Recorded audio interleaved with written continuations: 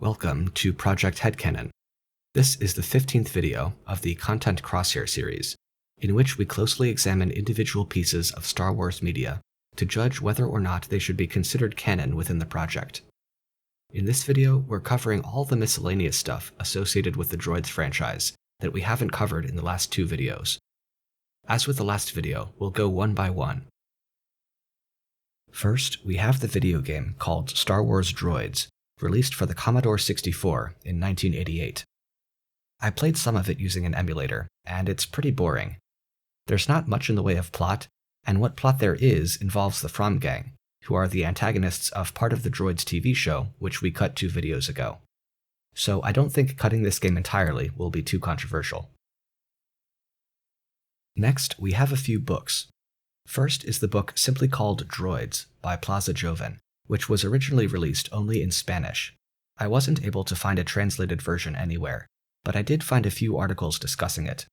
Apparently, it's an altered retelling of the first arc of the Droids TV show, so let's give it the same treatment and cut it. There are also a puzzle book and a coloring book, but they aren't linked to by any pages on the wiki, and I'm pretty sure they were never considered to be canon in the first place. Now, don't let the title of this one confuse you, because this one is missing the first colon. Written that way, it refers to a reference article written in Polyhedron 170 that expands on the Droids TV show. I'm cutting everything in it that ties directly into the show, but I'm keeping the more distant parts, like, for example, the ancient history of the planet Bunta.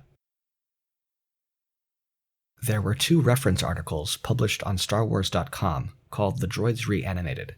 These basically tried to fill in the gaps left by the other Droids franchise media, covering how the droids were separated from Captain Antilles in the first place, and how they passed from owner to owner between the comics and arcs of the show and such.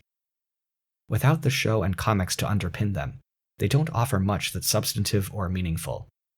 In fact, at this point with the cuts I've made, it's become much more reasonable and efficient to simply cut the entire Droids franchise, apart from the setting details that survived the previous cuts. This is another reference book, and it specifically focuses on the details of C-3PO's life. Unfortunately, I couldn't find any copies of the book online, so I'm forced to rely on inference and secondary sources discussing it.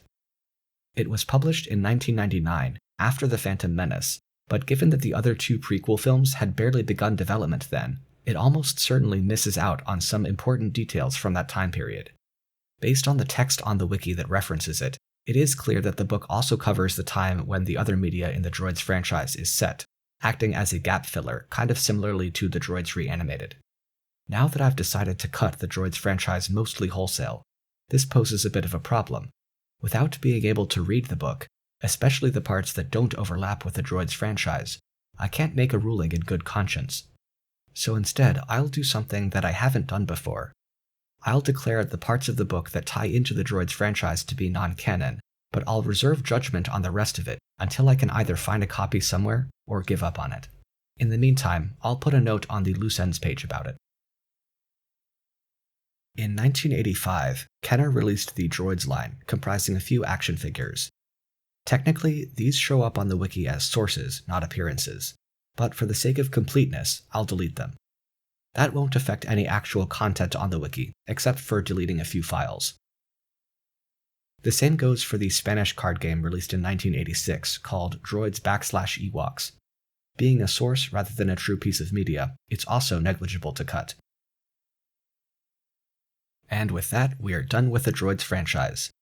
It should now be considered official within Project HeadCanon that R2-D2 and C-3PO remained in the service of Captain Antilles, or the Alderaanian government and the Rebel Alliance more generally, between the ending of Revenge of the Sith in 19 BBY and the beginning of A New Hope in 0 BBY. However, the planets and locations visited by the droids on their adventures are still considered to be canon, even though none of the events featuring the droids are. Now the Droids and Ewoks franchises are both wrapped up, and as I'm making this video, the last parts of the canonical KOTOR 2 playthrough series are scheduled to be released in a few days.